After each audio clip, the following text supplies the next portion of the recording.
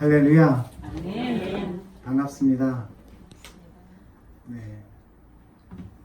서울에 오면 제 고향은 아닌데 제가 서울에서 한 10여 년 있었어요. 91년부터 결혼하고 프랑스로 나가기 전까지 파리에 있었고, 여기 이쪽은 제가 96년도인가 그때 아르바이트하러 여기 그 서울여대 지나면 태릉 선수촌 거기 연구소가 있었는데, 거기서 뭐 전선 입력하는 거 그거 하면서 그때 여기에 거의 배밭 산이었었어요.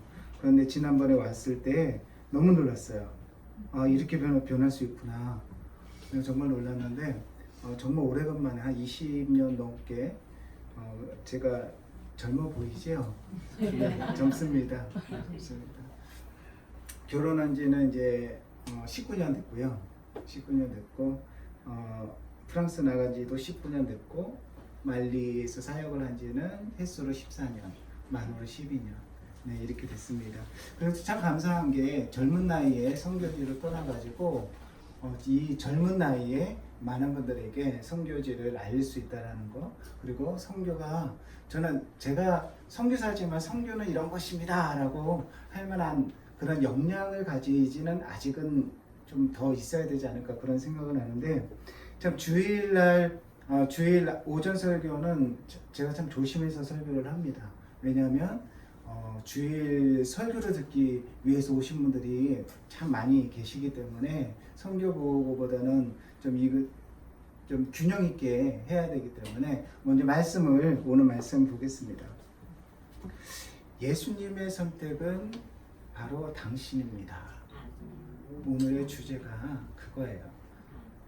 오병이어의 사건을 보면은 여러 가지 시각으로 그 사건을 바라볼 수가 있습니다.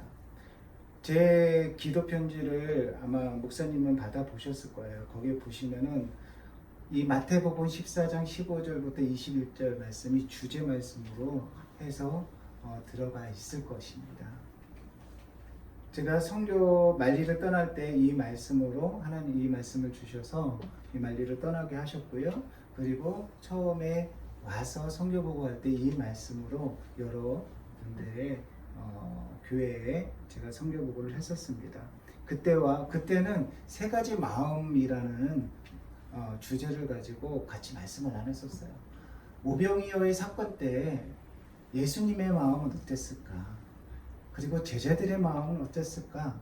그리고 우리들의 마음은 어땠을까라는 그것을 하면서 제가 있는 말리, 제가 선교하고자 하는 하나님께서 마음을 주셨던 그 선교지의 오병이어의 사건과 많이 연결을 시켜서 함께 나눴던 그런 시간이 있었는데, 나중에 또 시간이 되면 이 말씀을 가지고 같이 말씀을 나누고자 하고요. 오늘은 이 같은 본문을 가지고 예수님의 선택은 바로 당신입니다 라는 그 선택에 관련된 그런 것으로 여러분과 함께 나누고자 원합니다. 선택받은 민족, 바로 이스라엘 백성이라고 하죠. 선택받은 사람 누구입니까? 바로 나예요. 누구한테 선택받았습니까?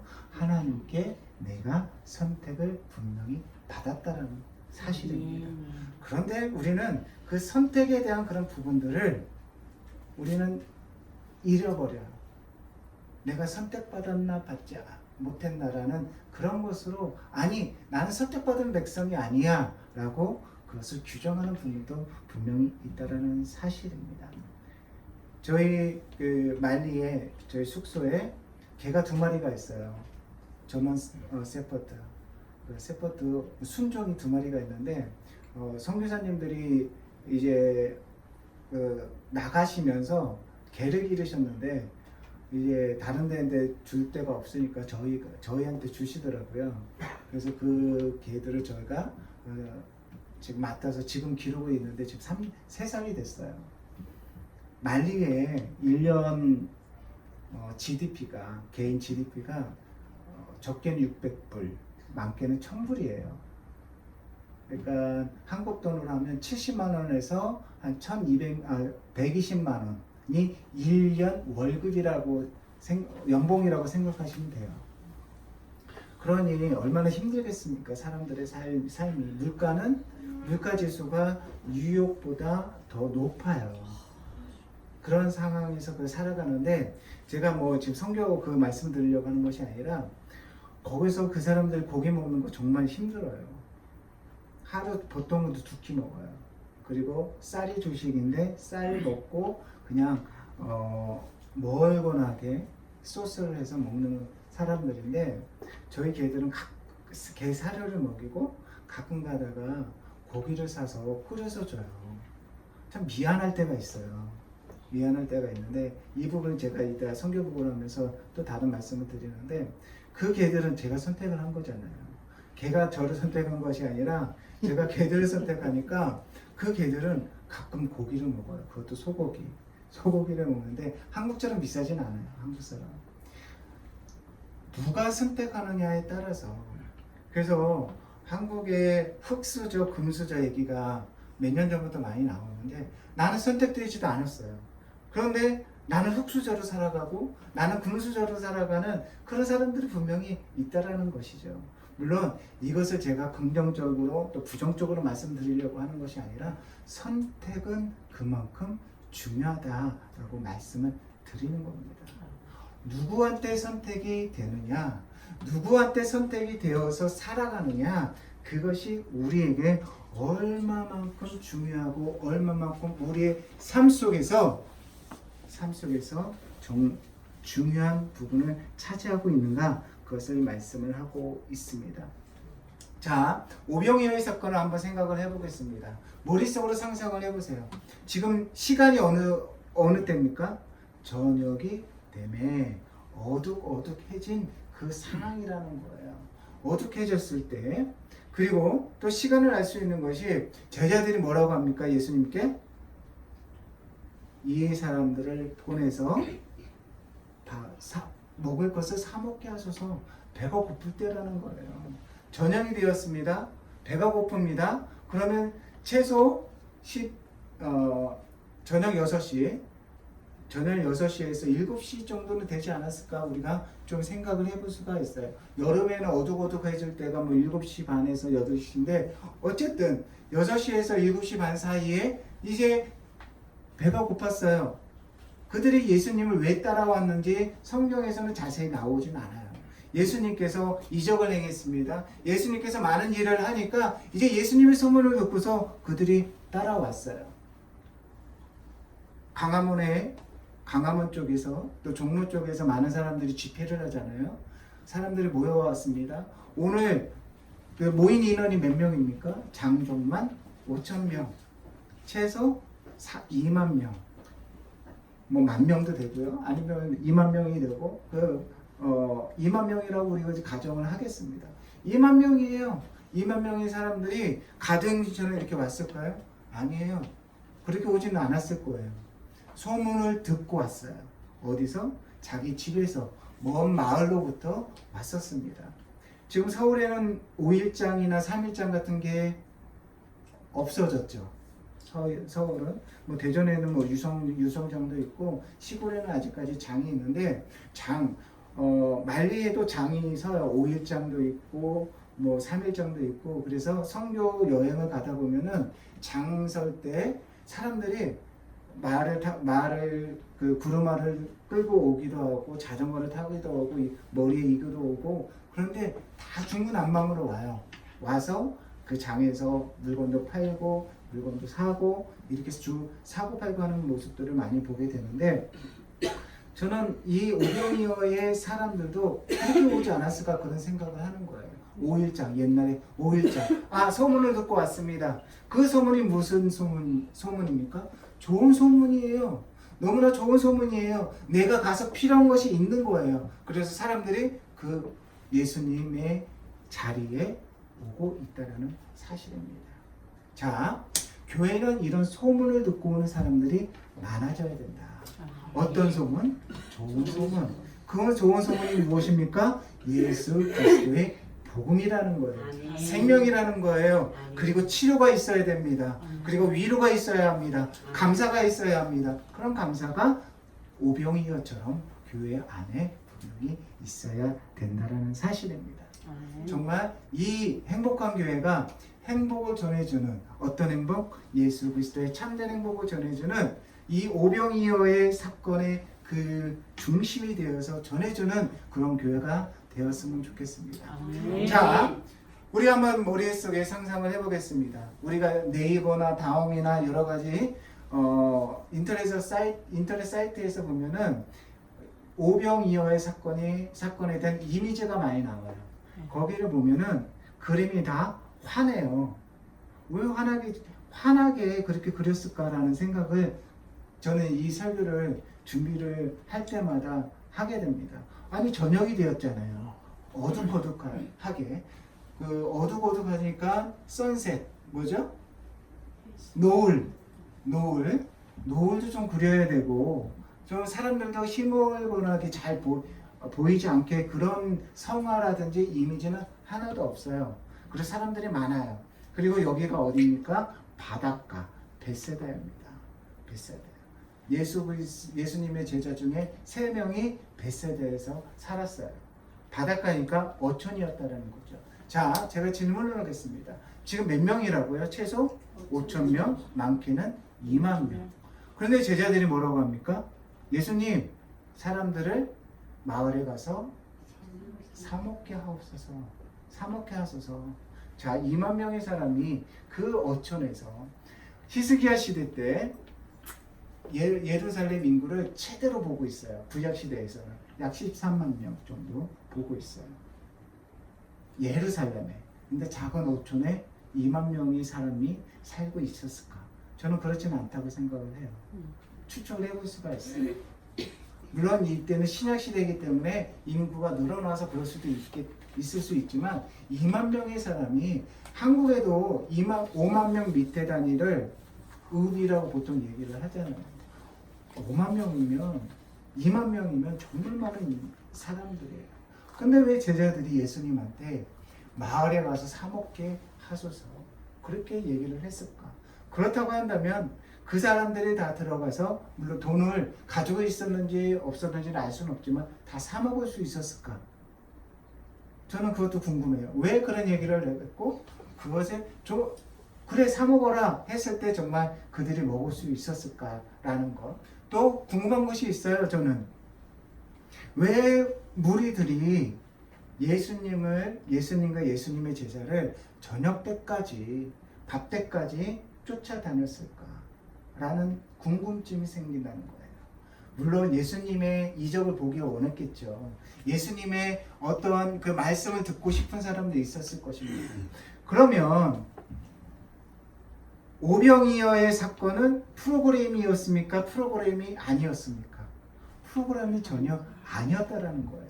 그럼 예수님과 예수님의 12제자는 그 사람들을 먹일 이유가 있습니까? 없습니까? 없다라는 거예요. 제자들은 그나마 좀 나은 거예요. 좀 먹을 것을 줘야 된다라는 그런 사람들이 좀 먹어야 된다라는 그런 생각은 하고 있었던 것 같아요. 그런데 그들에게 책임이 있습니까? 없습니까? 책임이 없어요. 책임이 없어요. 어떤 프로그램도 아니고 와라 해서 온 것도 아니고 조금 용서하시고 들으세요. 지들이 왔어요. 그렇지 않아요? 왔어요. 그런데 이제부터 중요한 사건이 벌어집니다. 어떤 사건이?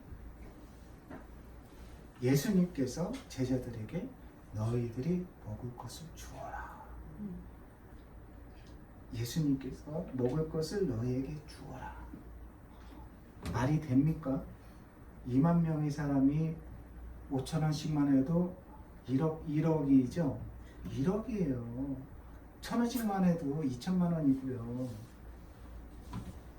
그들이 돈이 있었는지 없었는지 모르지만 그리고 2만 명의 사람이 여기 화랑대역에서 한꺼번에 먹을 수 있을 만한 그런 공간이 될까?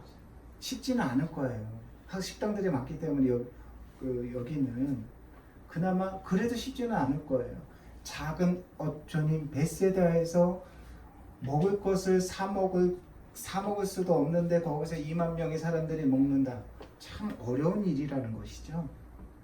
어려운 일인 것이죠. 그런데 제자들이 얘기를 하죠. 예수님,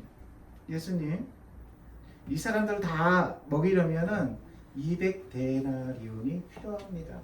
적어도 3천만 원, 많게는 5천만 원. 또 더 좋은 것을 먹이려면 1억이 필요합니다라고 얘기를 하는 거예요. 그때 제자가 또 누구를 데리고 옵니까? 한 아이를. 요한복음에 보면은 한 아이를 데리고 왔습니다. 그 아이가 가지고 있는 것이 보리떡 5개와 떡 5개, 그리고 물고기 2마리. 머릿속에서 생각을 해보겠습니다. 아이가 가지고 온 식사는 자기가 먹을 분량이라는 거예요. 작은 떡 5개와 물고기 2마리가 아이가 먹을 양이라는 거예요. 그리고 자, 이제부터 놀라운 일이 펼쳐집니다. 우리가 잘 아는 5,000명이 먹는 놀라운 일이 펼쳐집니다. 그러면 5,000명이 먹으려면 얼마나 많은 시간이 필요했을까? 5,000명. 예수님께서 축사하셨다고 했어요. 축사하셨다고 하고 그것을 그 제자들이 나눠서 축사한 것이 아니라 예수님께서 축사를 하셨습니다. 그것을 나눴어요. 그러면 작은 아이가 먹을 만큼의 양을 먹으려면 사람들이 빵이 몇 개가 필요하죠? 최소 10만 개. 물고기는 4만 마리. 참 신기한 게 저는 무리들이 되게 믿음이 좋은 것 같아요. 앉아라. 그런데 그 많은 사람들이 먹으려면 어떤 트럭이 있었던 것도 아니고 손수레가 있었던 것도 아닌데 앉아라. 앉았어요. 앉았다라는 거예요. 너무 재밌지 않습니까? 앉아서 기다렸어요. 예수님께서 축사를 합니다. 이것을 몇 번 축사를 해야 되는지 아니면 떡을 떼어 주셨다고 했잖아요. 이걸 얼마만큼 빨리 했는지 모르겠어요. 10만 번을 막 한다고 하면 물론 뭐 한 번에 뭐 몇십 개, 몇백 개 나올 수도 있겠지만 자, 시간이 많이 걸렸을 거예요. 깜깜한 밤이 될 수도 있었을 거예요. 사람들이 먹었습니다. 무엇을? 저녁 식사를 다 했어요. 배부르게 먹고 남은 것이 12광주리라는 겁니다. 저는 사람들의 믿음도 굉장한 것 같아요. 그 사람, 제자들이 숨겨놨을 거야. 예수님께서 숨겨놨을 거야. 그렇게 생각했는지 안 했는지 모르겠지만 그들은 예수님께서 명령하는 대로 그대로 그 자리에 있었다라는 것이죠. 그러니까 놀라운 일이 배부르게 먹고 또 12광주리가 남았다라는 사실입니다. 자, 이게 좀 서론이 될 수도 있는데 본론은 아주 집약적으로 여러분들에게 말씀드리려고 해요. 출애굽기 16장에 보면은 만나의 사건이 나옵니다. 만나의 사건에서 하나님께서 이스라엘 백성을 먹이시기 시작하는 날이 나와요. 몇 년 동안? 40년 동안. 저는 숫자를 참 좋아합니다. 그러면 40년이면 며칠일까요? 약 13,000일 정도 되죠. 매일같이 먹었어요. 매일같이 그들은 굶지 않고 먹었다는 사실입니다. 누가 주었습니까? 하나님이 줬죠. 출애굽기 16장과 마태복음 14장의 차이점은 이거예요. 자, 예수님께서 한 아이의 도시락이 없었으면 이적을 행하시지 않았을까? 어떻습니까? 어떤 그 마중물이 있어야지, 그 펌프에 마중물이 있어야지 올라오는, 요즘은 그런 펌프는 별로 없어요. 그냥 이렇게 하면은 다 올라오더라고요. 옛날 펌프는 이렇게 마중물이 있어야지만 물이 올라왔었잖아요. 마중물처럼 드림이 있어야지 예수님께서 이적을 행하셨을까? 그러지는 않았다라는 사실입니다. 왜? 출애굽기에는 하나님께서 40년 동안 이스라엘 백성을 하루 한 끼가 아니라 하루 3끼 13,000일을 먹이셨어요. 그렇게 하신 분이에요. 그리고 한 달 동안 코에서 고기 냄새가 날 정도로 먹이신 분이 누구십니까? 하나님이시라는 거예요. 그럼에도 불구하고 예수님께서는 한 아이의 도시락을 선택하셨다라는 것이죠. 선택의 주체는 누구입니까? 어린이입니까? 아니라는 거예요. 하나님께서, 예수님께서 한 아이를 선택하시니까 놀라운 일이 벌어졌다는 사실입니다. 자, 예수님께서는 그 한 어린아이의 작은 믿음을 보셨는지 뭐를 보셨는지 그것은 자세히 나오진 않아요. 그런데 중요한 사실은 한 어린아이의 2000년 전에 예수님께 자기의 도시락을 드렸던 그 아이를 우리가 기억하고 있다는 사실입니다. 예수님께서 그 어린아이를 선택하셨던 그 선택된 아이를 우리가 많은 교회에서 그리고 많은 시대에서 지금까지 모든 시대에서 그 어린아이의 헌신을 봐라, 그 어린아이의 믿음을 봐라, 그를 축복하고 그를 기리고 그 아이에 대한 것을 우리가 지금도 기억하고 있다는 사실입니다. 그 아이가 한 건 무엇입니까? 선택되어진 거예요. 그 아이가 믿음이 있었는지 또 드리려고 했었는지 우리는 모릅니다. 단순한 거는, 단순히 여러분들하고 제가 알아야 되는 것은 선택되어졌다라는 사실이에요. 그러면 이런 생각을 할 수가 있을 거예요. 앞으로 선택되어지면 뭐 내가 안 해도 하나님이 선택하면 선택할 거고, 또 그러지 않으면 뭐 선택 안 하면 안 할 거다, 그렇게 생각할 수도 있어요. 그게 바로 염세주의예요. 이슬람이에요. 무슬림들이 그렇게 해요. 인샬라, 신의 뜻대로. 저는 그것처럼 또 듣기 싫은 게 없어요. 무책임하게 얘기를 하는 거거든요. 무책임하게 얘기를 우리 안에.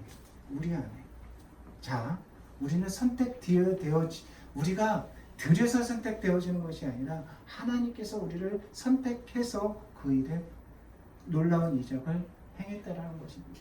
2000년 전에 행했던 그 선택되어짐이 오늘 우리도 기억하고 있다는 사실입니다. 말리는 제가 선택한 것이 아니에요. 하나님께서 저를 선택해서 저를 그곳에 보냈다라고 저는 생각을 합니다. 저는 선교지가 다 말리처럼 힘든 곳인 줄 알았어요.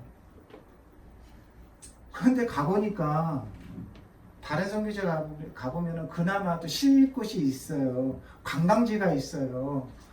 또 숨을 쉴 만한 곳이 있더라고요. 그런데 말리는 그런 게 없어요. 그래서 아재개그라고 얘기를 하는데 정말로 말리는 사람이 많아서 그쪽에 못 가는지 모르겠지만 사람이 없어요. 말리에 사람이 없어요. 자, 그 동영상 하나 보겠습니다.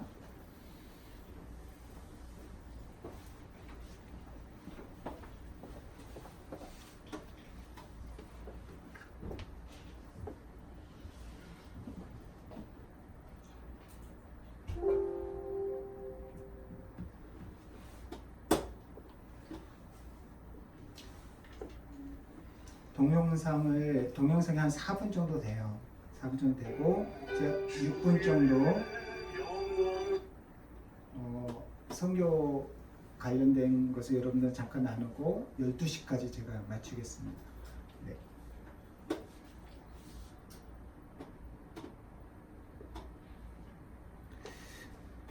하나님께 선택된 민족, 이스라엘 민족입니다. 그러나 이제는 내가 선택되어져서 하나님의 뜻대로 하나님의 복음을 전하는 내가 되어야 한다라고 오늘 우리에게 말씀을 하고 계십니다. 네.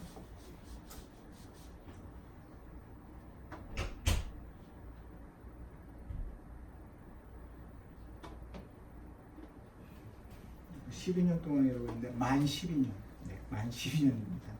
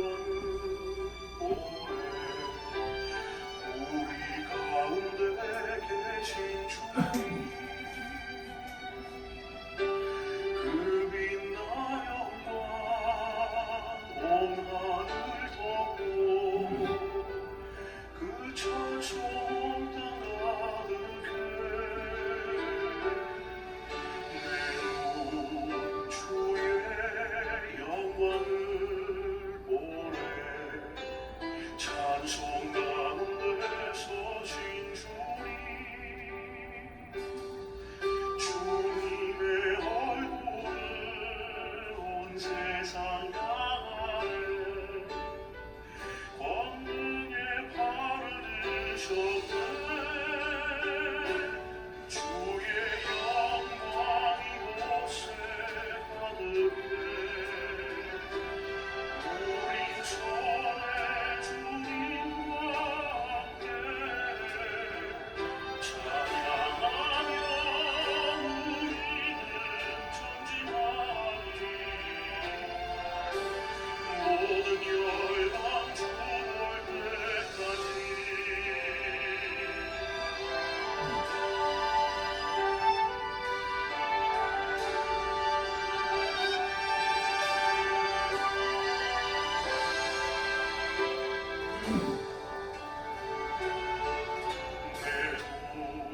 주의 영광을 보내 우리 가운데 계신 주님 그님 나 영광 온 하늘 덮고 그 찬송 온 땅 가득해 주의 영광을 원해 찬송 가운데 서신 주님 주님의 얼굴은 온 세상 향하네 권능의 발을 드셨네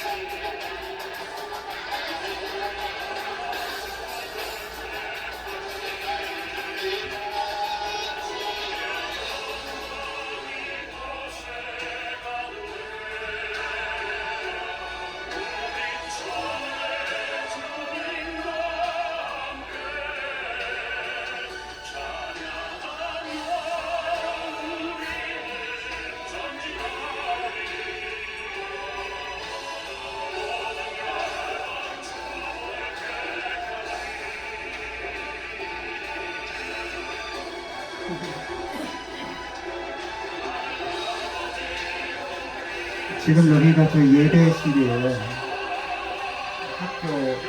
학교 예배실이에요.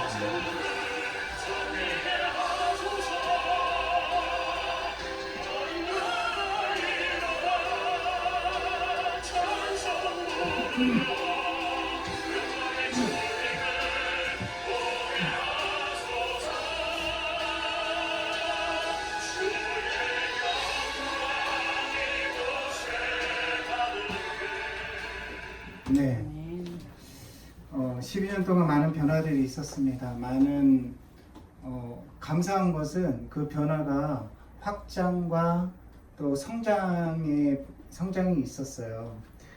저를 아시는 많은 분들이 또 이렇게 성장에 대한 그런 부분들에 대해서 참 놀라워하시고 그 놀람은 제가 어떻게 저렇게 할까라는 그렇게 생각을 하시는데 하나님께서 함께 해주셔서 이렇게 지금 성장을 했고 지금 복음학교 학생들이 120명입니다. 120명이고 아까 영상에 잠깐 보셨지만 저희 집 앞마당에서 시작을 한 거예요. 11명의 아이로 시작을 해서 지금 120명 그리고 4개 지역 저희 학교 복음센터를 중심으로 4개 지역 바마코라고 하는데 바마코 수도가 바마코인데 저희가 있는 곳이 그 한 1시간 정도 떨어진 곳이 3군데가 있고요. 아까 영상에서 보셨던 700km 떨어진 지금 거기가 정적 분쟁이 너무너무 심해가지고 저희가 2년 만에 들어갔었는데 다시 들어갔는데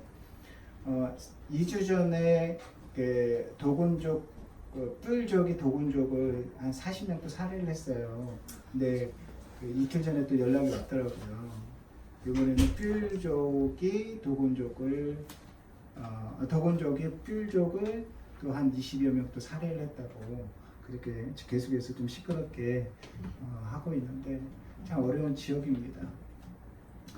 제가 학교 사역과 교회를 2010년 5월에 개척을 했고 학교를 2010년 제가 2007년에 들어갔다가 독립을 하면서 2010년 2월에 학교를 시작을 했어요. 오픈은 4월에 하고 2016년 4월에 학교로 문교부 그러니까 교육부 인가를 받고 지금은 생활을 하고 사역을 하고 있습니다.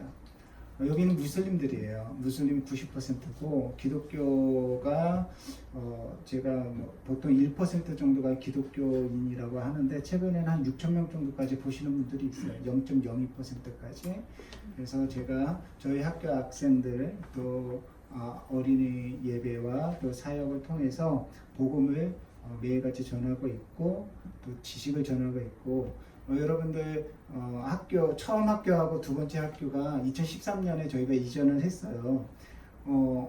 한국에 비해서는 좀 많이 떨어져 있는데 보시면은 다른 학교를 이제 가시면은 이위사지 말고서 성교보고용이 또 있긴 한데 이제 나중에 그것을 좀 보실 제가 목사님께 이제 페이퍼를 하나 드렸어요. 한번 보시면은 정말 열악합니다. 정말 열악하고 책상도 제대로 있지 않아요. 그런데 저희 학교는 최근에 책상도 다시 교체를 하고 선풍기 있는 학교, 그런 학교 없어요.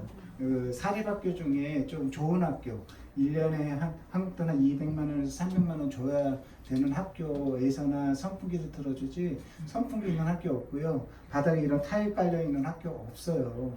책상 자기가 만들어 갖고 와서 그것도 없어가지고 한 책상에 4명 5, 한 책상이 아니라 걸상에 조그만 4명 5명에서 앉아서 공부를 해요. 근데 저희 학교는 도서관도 제가 만들었어요. 컴퓨터실 만들어서 컴퓨터실도 운영해요. 놀이터로 만들어서 아이들이 하고 있어요. 근데 제가 이것을 처음에 하면서 실수 아닌 실수를 했어요. 어떤 실수냐? 새로운 영감을 주는 질문이에요. 네, 죄송합니다.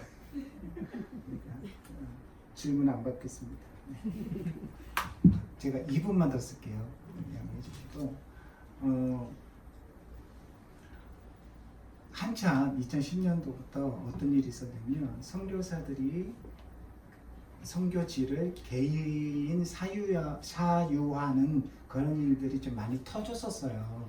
그러면서 이러면 안 되겠다. 저도 그러면 이것을 그 사유화를 위해서는 그냥 렌트로 해야 되겠다라고 그런 생각을 했었는데 사역을 하다 보니까 학교는 렌트를 하면 어떤 것이 발생합니까? 집주인이 나가라고 하면 갈 데가 없어요. 이제.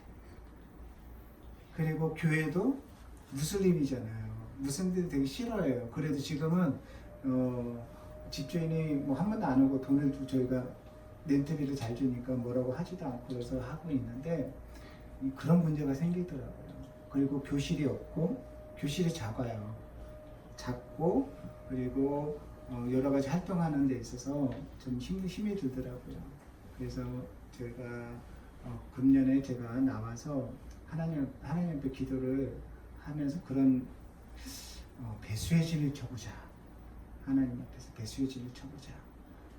이거 아니면 하나님이 이제 건축을 통해서 아까 보셨던 그런 집회, 제가 제일 잘할 수 있는 어린이 사역, 그리고 기독교인 청년들, 청소년, 청년, 장년, 목회자들한테 이제 1년에 최소 4차례에서 5차례의 그런 또 세미나와 또 활동들을 하자라는 그런 마음을 주셔가지고 그것이 하려면 건물들이 필요해요. 그리고 학교가 필요하고 교회가 필요합니다. 그래서 이번에 나와서 제가 하나님께 기도하고 있는 것은 250부자를 하나님 주십시오. 한 부자에 100만 원씩. 그래서 거기에다가 학교와 총 금액은 한 70만 불 들어요. 근데 이제 그거 시작으로 해서 제가 몸담고 있는 그 단체에다가 시작과 동시에 다시 모금 요청을 하려고 하고 있습니다. 여러분들이 선택돼서 말리에 놀라운 역사가 있었으면 좋겠습니다. 저는 여러분들에게 좀 부담감을 드리고 있는 거예요. 좀 싫으실 수도 있어요. 누가 선교사가 와서 뭐 해달라면 좋아하는 분이 어디 있겠습니까? 근데 여러분들의 기도가, 여러분의 관심이 0.02%밖에 되지 않는 그곳에 아이들에게 복음이 심겨지고 또 기독교 목회자들을 양성하고 기독교 청년들을 또 교육시키고 그들에게 복음을 전하고 많은 사람들에게 복음의 열정을 심어준다라고 한다면 여러분들 가치 있는 일을 할 수 있을 것입니다. 여러분들 그것을 놓고 기도해 주시고요. 교회도 기도가 필요하고 목회자가 필요하고 물질이 필요합니다. 선교도 마찬가지입니다. 제가 좀 싫어하는 말이 있어요. 그냥 아무 뜻 없이 기도하겠습니다. 그건 거절의 표시거든요. 거절의 표시예요. 저는 그렇게 생각을 합니다. 여러분들, 제가 아까 개 얘기를 했죠. 정말 분명히 힘들었어요. 재정적으로 너무 힘들었는데 렌트비를 낼 게 없는 거예요. 저희가 암컷 한 마리, 수컷 한 마리가 있는데 3월 달에 2월 초에 새끼를 낳았어요. 10마리. 10마리 나가지고 한 마리는 죽고 9마리가 팔렸는데 해서 한 300만 원 정도 해가지고 다 팔았어요. 그것도 일주일 만에. 그걸로 뭘 했겠습니까? 11조 내고 11조는 우리 현지교회도 보내고 나머지로 렌트비를 냈어요. 그래서 제가 그런 말씀을 우리 목사님께 드렸는데 개새끼도 선교한다. 선교비를 낸다. 그렇게 좀 우스갯소리를 했는데 참 하나님께서 그렇게 역사하시더라고요. 여러분들 오늘 오병의 말씀처럼 여러분들이 선택되어졌으면 좋겠습니다. 이 교회가 아니라 여러분들 개인이 선택되어져서 놀라운 일을 함께 했으면 좋겠습니다. 제가 참 처음으로 이렇게 돌리는데 여러분들 이거 제가 목사님께 드릴게요. 기도하시고 그냥 기도할게요. 그렇게 하지 마시고 내가 조금이라도 헌금한 곳에 더 간절한 기도가 있습니다. 아멘? 아멘. 여러분들 기도해 주시고 같이 참여해 주시고 기도하겠습니다. 하나님, 놀라운 일이 벌어졌습니다. 보리떡 5개와 물고기 2마리로